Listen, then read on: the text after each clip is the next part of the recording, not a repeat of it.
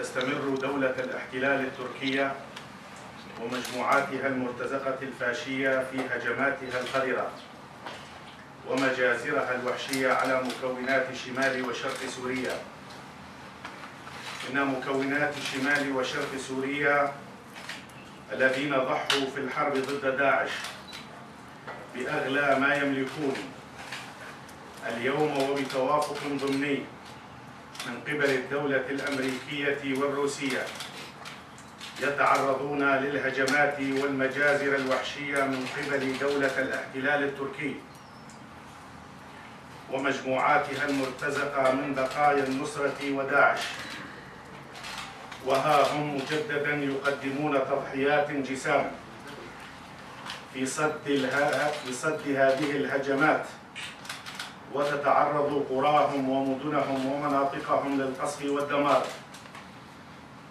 يتم انتهاك حقوق الإنسان وارتكاب جرائم الحرب بشكل يومي كاغتيال السياسية هبرين خلف وراعي الكنيسة الأرمنية الكاثوليكية في قامشلو الأب هوفسي بيدويان إلى جانب والده، كذلك قتل المئات من النساء والأطفال واستخدام الأسلحة المحرمة دولياً تزامناً مع مساعي التغيير الديموغرافي والمجازر التي تتعرض لها مكونات شمال وشرق سوريا. فإن الصمت وعدم إبداء موقفاً واضحاً من قبل أمريكا وروسيا وأيضاً زيارة الأمين العام للأمم المتحدة غوتيريش يضفيان الشرعية للدولة التركية ويمنحان فاشل العصر أردوغان المزيد من الجرأة. إن تجربة دولة الاحتلال التركية في عفرين أمام الأعين، فقد تم تهجير مئات الآلاف من الكرد وتوطين عوائل داعش والنصرة التابعتين للجيش الوطني السوري المرتزق في منازلهم. كذلك تم اختطاف المئات من النساء والأطفال الكرد العفرينيين، وتم ممارسة النهب والسرقة بأبشع الوسائل. لكن بالمقابل ما زالت الأمم المتحدة والقوى الدولية صامتة إزاء هذه المجازر والتغيير الديموغرافي الذي يحصل بحق الشعب الكردي في عفرين. والآن يهدف فاشل عصر أردوغان ودولة الاحتلال التركية إلى توطين المرتزقة من بقايا داعش والنصرة الذين تم تدريبهم برعاية الدولة التركية في مناطق شمال وشرق سوريا، خصوصا في منطقة رأس العين سريكانيه وتل أبيض كريسبي. العالم كله يشهد بأن التي دربت ونظمت داعش ومنحته الفرصة هي ذاتها دولة الاحتلال التركية. فقد تم قتل زعيم تنظيم داعش الإرهابي أبو بكر البغدادي على مقربة 5 كيلومتر من حدود الدولة التركية في منطقة إدلب الخاضعة لسيطرة تركيا، وأيضا قتل نائبه أبو الحسن المهاجر في منطقة جرابلس التي كان يصفها أردوغان بالمنطقة الأكثر أمانا في سوريا والخاضعة لاحتلاله. واعتقلت زوجة البغدادي في إعزاز، وقبل أيام تم اعتقال زوجة البغدادي من قبل تركيا بالرغم من كل الأدلة التي تثبت أن فاشل عصر أردوغان ودولة الاحتلال التركية هما شركاء داعش والنصرة. فإنه ما زال وبشكل يومي يهدد العالم وأوروبا بإرسال مرتزقة داعش إليهم وفتح الأبواب أمام اللاجئين أمام أعين العالم وفي البيت الأبيض بأمريكا. رأى أردوغان الأحقية لنفسه مجددا بإظهار خريطة الاحتلال على الملأ والتحدث عن مطالبه وخططه لاحتلال شرق سوريا والكشف عن نواياه لإبادة شعوب المنطقة. إنها لوصمة عار كبيرة لا الدولة السورية ولا أي جهة أخرى لم تبدي موقفاً اتجاه تهديدات ومطامع الفاشي أردوغان، وذلك دفاعاً عن القيم الإنسانية والديمقراطية.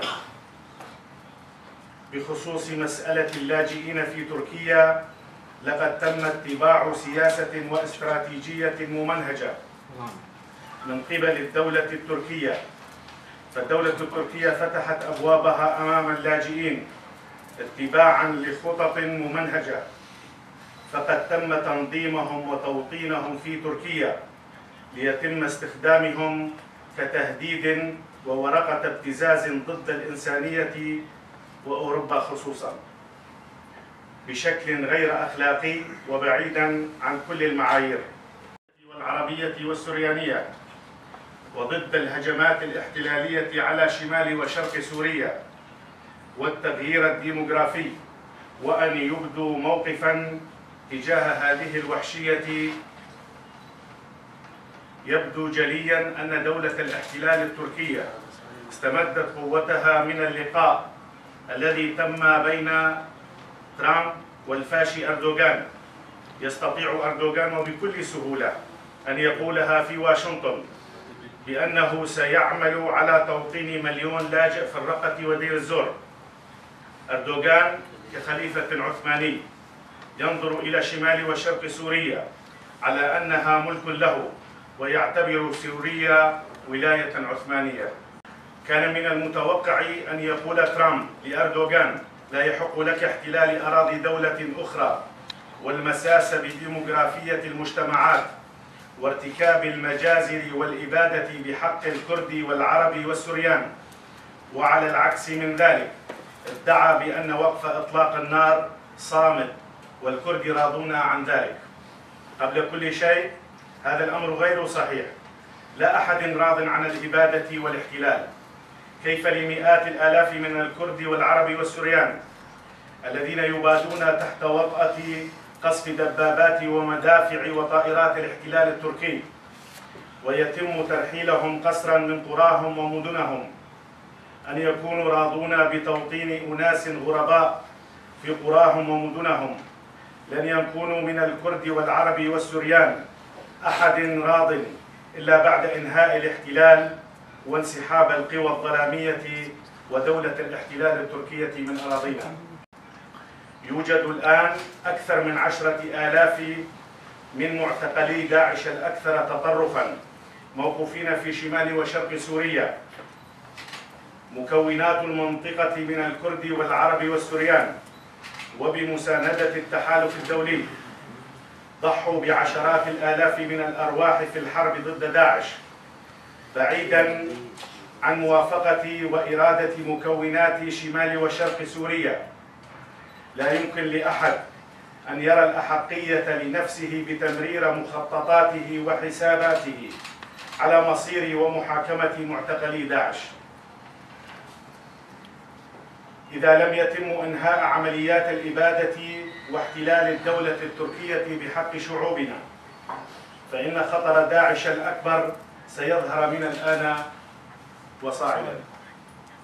لكي لا يصبح تنظيم داعش الإرهابي بلاء على الإنسانية، ولأن هجمات دولة الاحتلال التركية في شمال وشرق سوريا يعيد إحياء تنظيم داعش الإرهابي، فإننا نناشد وفي المقدمة أمريكا وروسيا والتحالف الدولي والاتحاد الأوروبي وجامعة الدول العربية والأمم المتحدة بأن يبدوا موقفاً واضحاً ضد هجمات واحتلال الدولة التركية، وأن يسعوا لانسحاب القوى الاحتلالية من أرضنا في أقرب وقت ممكن.